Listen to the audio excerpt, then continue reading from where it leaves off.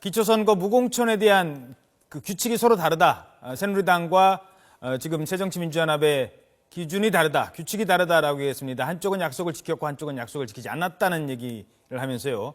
그러면서 고속도로와 가시밭길처럼 불공정한 규칙, 약속을 지키는 사람이 불이익을 받는 규칙이 돼서는 안 된다. 뭐 이런 얘기를 하게 됐습니다. 그래서 국민과 당원들 지금 뭐 의견이 분분하죠. 기초선거 공천 폐지에 대해서 국민과 당원의 뜻을 5대5로 묻겠다라는 입장을 다시 한번 밝혔습니다. 기초선거 무공천 여부를 둘러싼 당원 투표와 국민 여론조사를 통해서 결정하겠다는 건데요. 그럼 여기서 여론조사 전문가와 함께 지금 있었던 기자회견 내용, 앞으로 새정치민주연합의 기초선거 무공천 방침이 혹시 바뀌는 건지 여론조사 전문가와 함께 잠시 짚어보도록 하겠습니다. 배종찬 리서치 본부장 전화로 연결돼 있습니다. 본부장님 안녕하십니까? 네, 안녕하십니까? 예. 자, 먼저 당원 투표와 여론조사 비율을 50%씩 5대5로 반영하겠다라고 했는데 여론조사 전문가로서 이 같은 5대5 비율 무엇을 의미하는 건지요? 네, 5대5 비율로 결정이 된 것은 당 안과 당 밖의 여론을 가장 잘 수렴하는 방법으로 판단을 했을 것 같은데요. 예. 특히 이 당원 50%와 이 여론조사 50%는 실제로 선거에서 공천의 후보자를 선출하는 방법으로도 곧잘 사용이 되어 왔던 방법이거든요. 예. 어떻게 보면 이 무공천 이슈가 매우 중요한 이슈이기 때문에 당원의 의견뿐만 아니라 국민의 여론도 함께 물어보겠다라는 그런 의미로 분석될 수 있는데, 여기서 여론조사의 경우에는 모든 정당의 지지층을 다 포함을 할지, 아니면 새정치민주연합 지지층만을 포함할지, 아니면 무당층까지도 포함한 그런 결과를 산출할지가 앞으로의 주요 관건으로 보여집니다. 아, 그렇네요. 당원들은 당원 뭐 정리가 됩니다만 여론조사 국민들은 새정치민주연합 지지자들을 할 때와 또 그 새누리당 지지자를 할 때와 또 다를 수 있기 때문에 그거를 샘플링을 어떻게 할지도 결정을 해야 되는 거군요. 그렇습니다. 예. 자, 그렇다면 지금 현재 새정치민주연합 당내 분위기로 봤을 때 어떤 결과가 예상되십니까? 우선 당원들에게는 현실적인 문제가 있고요. 국민들에게는 이 기초선거 공천 폐지라고 하는 상징적인 의미가 담겨 있는데요. 여론조사는 최근까지도 기초선거 공천 폐지에 대한 국민 여론은 대체적으로 찬성의 비율이 높았었습니다. 그렇기 때문에 여론조사를 실시하더라도 찬성의 비율이 다소 높을 것으로 전망되는데요. 문제는 당원들입니다. 당원의 경우에는 지방선거를 앞두고 현실적인 판단을 하지 않을 수 없기 때문에 자칫 당원에서는 반대가 높고 이 국민 여론조사에서는 찬성 의견이 높았을 때, 또 이 당원과 국민 여론조사를 포함한 합산한 결과가 별로 차이가 나지 않았을 때, 찬성과 반대가 차이가 나지 않았을 때는 갈등이 또 쉽게 가라앉지 않을 수도 있다는 점이거든요. 예. 그런 점에서 명쾌하게 이 결과가 갈려져야만 이번 어떤 여론조사와 당원조사를 실시하는 의미가 있다고도 볼 수 있겠습니다. 예.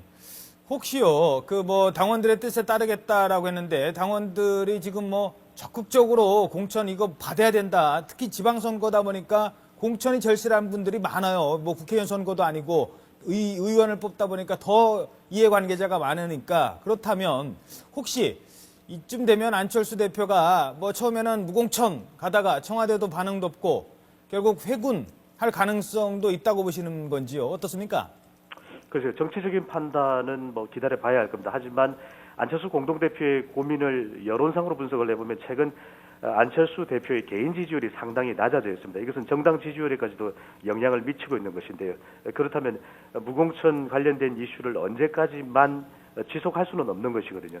특히 중요한 것은 대표가 되고 난 이후에 기존 민주당 당원들, 그리고 이들에 대해서 민주적인 어떤 절차, 리더십에 대한 재평가가 필요하다는 여론도 상당히 있었습니다. 그렇다면 어떻게 보면은 정치적인 판단 이전에 본인의 리더십에 대해서 재평가받고, 이를 통해서 안철수 대표의 개인 지지율을 다시 한번 반전시키는 그런 모멘텀으로 생각했을 가능성이 높아 보입니다. 예.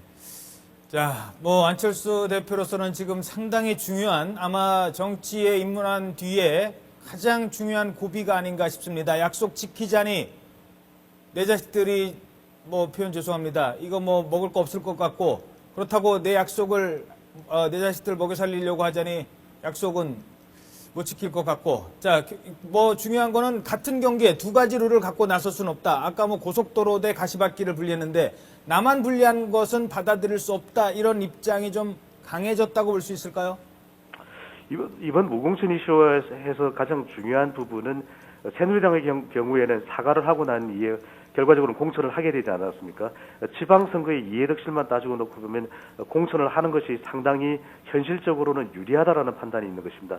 그렇다면 새정치민주연합도 그리고 안철수 김한길 공동대표도 이 자칫 무공천 이슈에만 휩쓸려 있을 경우에는 정당 지지율이 지속적으로 하락할 수 있고요.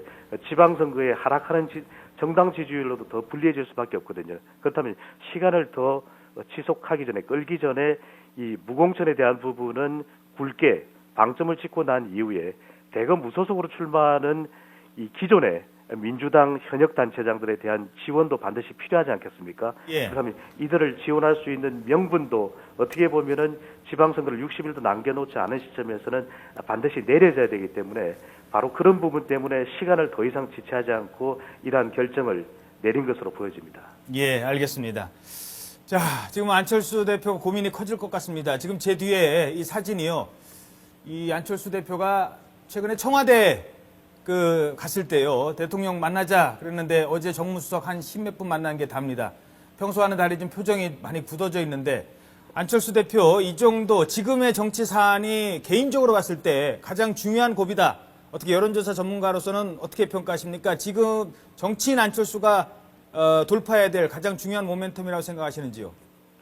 사실 새정치라는 이야기를 많이 해왔지만 안철수 공동대표의 개인 지지율도 현실적인 지지를 받아야만 올라가고 유지될 수 있는 부분이거든요. 바로 이 무공천이 바로 중요한 시험대가 될 수 있는데요. 여기서 정치적으로 이 안철수 공동대표가 어떤 최종적인 결정을 내리고 당내에 여러 가지 목소리를 하나로 모을 수 있느냐에 따라서 지지율은 상승하느냐, 지지율이 상승하지 않느냐, 그리고 그것이 또 정당 지지율에도 영향을 미칠 수 있기 때문에 지금 이 무공천 관련되는 정치적인 안철수 대표의 결정은 이 지방선거를 앞두고 안철수 대표로서는 가장 중요한 정치적인 순간이라고 할 수 있겠습니다. 네, 알겠습니다. 지금까지 리서치앤리서치 배종찬 본부장이었습니다. 오늘 말씀 고맙습니다. 감사합니다.